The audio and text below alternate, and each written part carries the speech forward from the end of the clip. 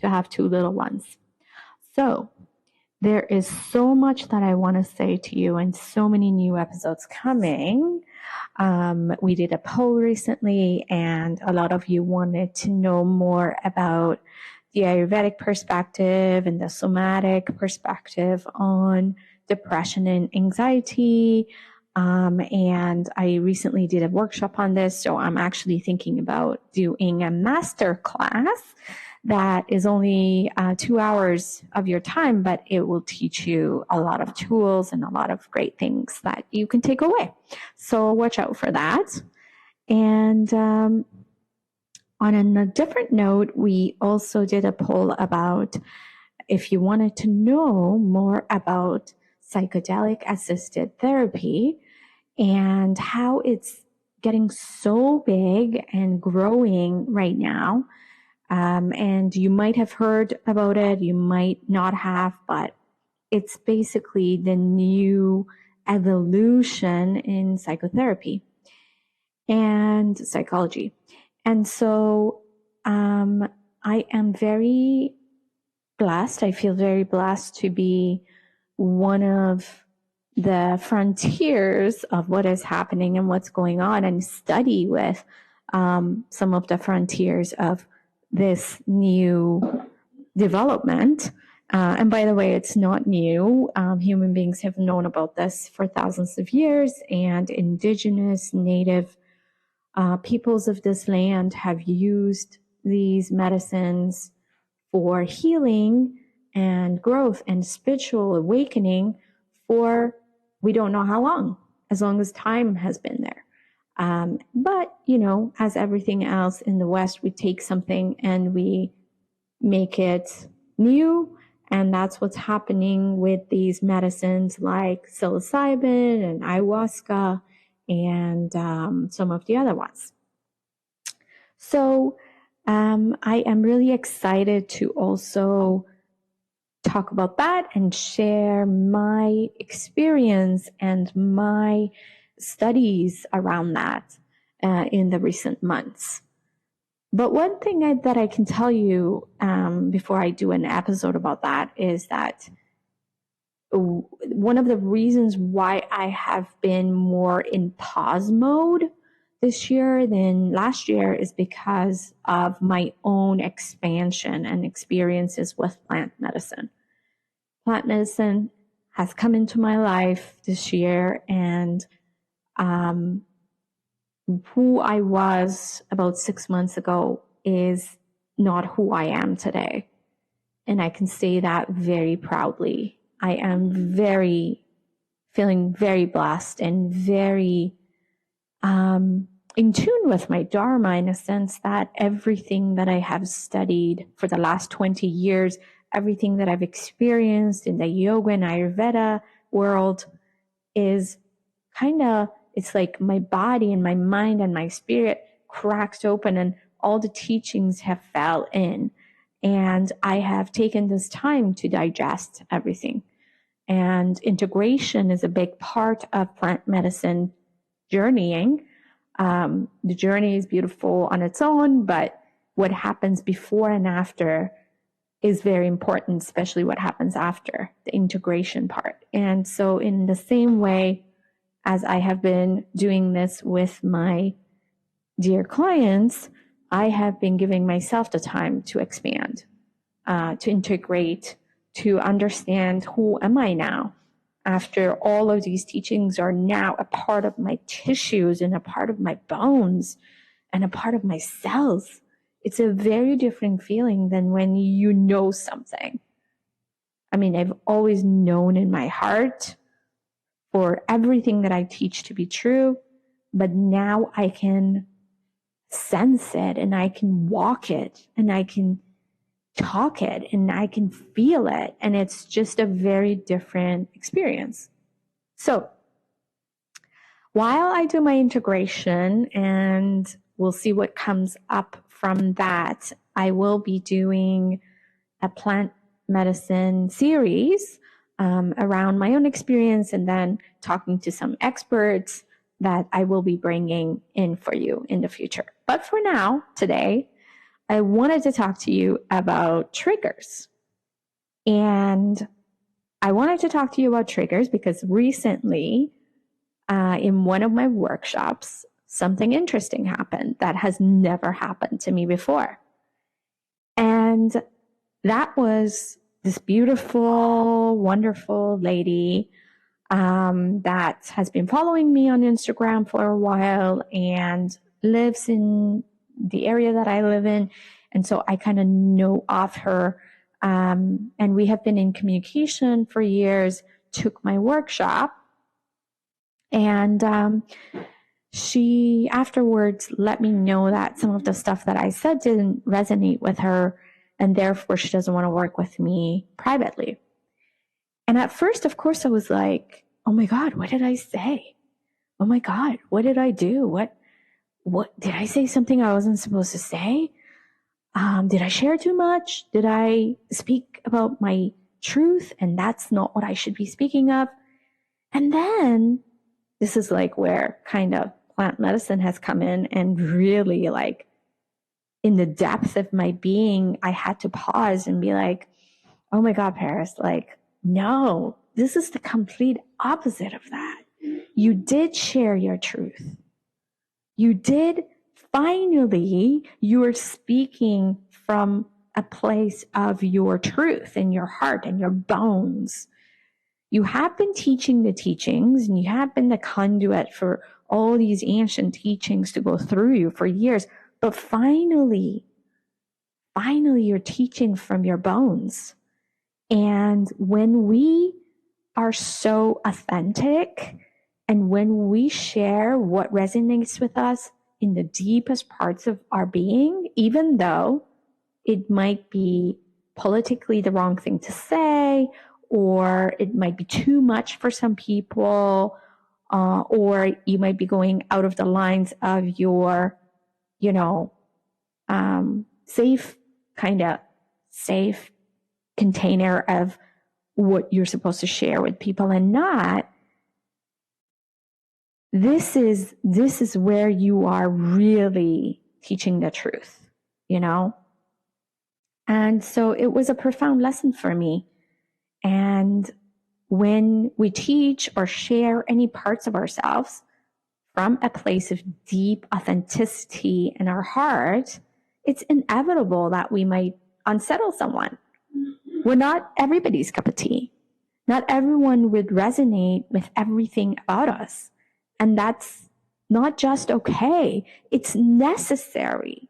It means that what we are expressing is true and potent, cutting through the surface to touch the deeper, sometimes hidden layers of others' experiences.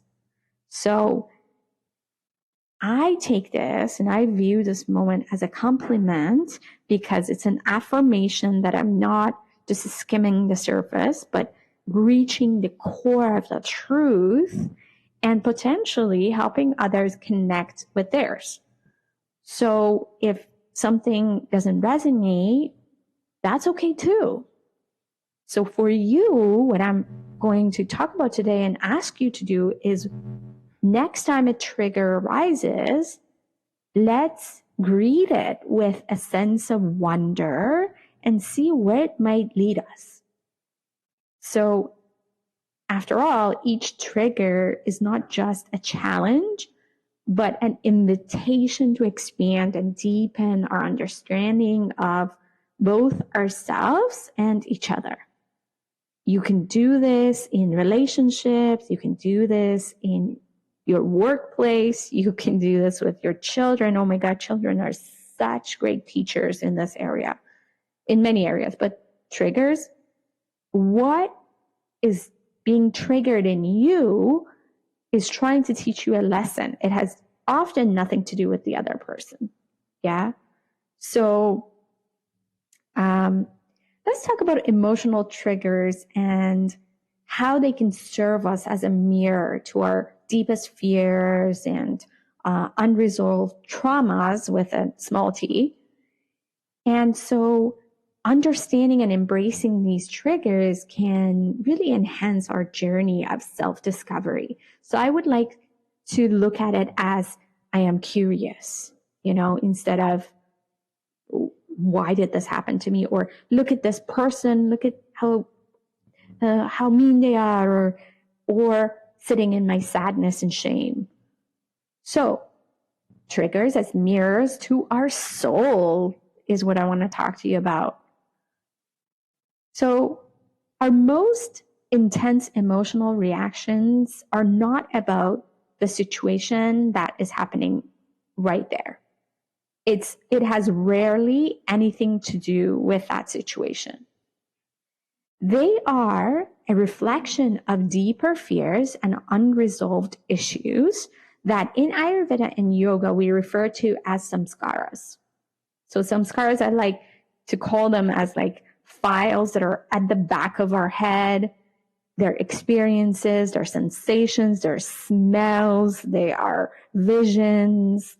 They could be from karmas of the past, and they're somewhere in the back of our brain. And when we hear something similar, when we smell something similar, when someone looks at us a certain way, or there's information shared that reminds us of something in the past, that samskara is pulled out. It's like this file is pulled out from the past, and all of a sudden we have this emotional reaction to it. So, for instance, a simple comment from someone might trigger a feeling of intense inadequacy. And why does it do that? Because triggers act as a mirror, reflecting our internal struggles and unresolved pain. So in that case, I would look at, okay, what is not enough inside of me that I feel like this? So it kind of highlights that area that lives already inside of you, so that we can shine the light of our wisdom and our awareness towards it, so that we can bring it some understanding and then healing. Healing can only happen if we understand something. So what do we do with this information that this is a samskara coming up from the past? What I would like you to do in that moment is take a breath and become curious. When triggers happen, our first impulse might be to react defensively. Oh no, I didn't do that, or it wasn't me. However, embracing curiosity will allow us a moment to pause. Just pause in that moment. This one moment pause has changed my life. I take a breath, I put my hand on my heart, if I can at that moment, and I say, okay, what is the why behind my emotion? Is this something that has to do with right now? Or am I being triggered about something that is not even related? And often it's something that is not related to that particular situation. So I ask, why does this situation affect me so deeply? And what do I need to feel safe in this moment? So just inquiring is the first step. Awareness is the first step, so that we don't go into that fear and deep patterning that governs our reactions. So once you bring awareness into the present moment, you can start seeing more openly. The awareness allows you to be more empowered. It gives you more chance to challenge these fears in stressful situations, and whether or not this stress is valid, or whether or not this has something to do with something completely different. And ultimately, this is how we learn how to rewrite our reactions in a way that aligns with who we truly aim to be. So, one thing that I want to mention is that in this process, it's really important to embrace this journey with self-compassion. So we can be very quick at sending ourselves bad vibes by just being like, oh, I did it again. Oh my God, I got triggered again. I got angry again. Here it is again. It should be me. It's probably me. And having curiosity should be the opposite of being judgmental. So what can you do in that moment to look at yourself with self-compassion? My teacher, Jack Kornfield, always says, and the practice is not complete unless you bring the love, the loving kindness and awareness back into your own heart, unless you send your love to yourself. So triggers are not our enemies. There are invaluable guides pointing us towards the parts of ourselves that need more attention and care. And the process of doing that is with compassionate inquiry, as Dr. Gabor Mate teaches. That's what compassionate inquiry is. It's like, how can I bring loving kindness to myself in this moment? And that's how we grow. That's how we turn our awareness, our wisdom, our loving kindness back in towards ourselves. And as we shine this light towards the deepest parts of ourselves, others can learn from that. Others can feel it, and it expands to everybody else around us. This is how we create change. We create change by looking at every reaction, every trigger, every situation as a lesson, as an opportunity to grow and heal. So let us approach these moments not as setbacks, but as stepping stones on our path to deeper self-understanding and lasting peace. And so as a gift, I have created a meditation around triggers, and I am attaching it to the newsletter that is going out. So if you're not on my email list, please go to parismokhtader.com and put yourself into the email list, or you can just go to the Ayurvedic Therapist podcast and download the meditation that is right before this episode, which has all to do with triggers and self-compassion. Enjoy, my loves, and I look forward to chatting with you soon and hopefully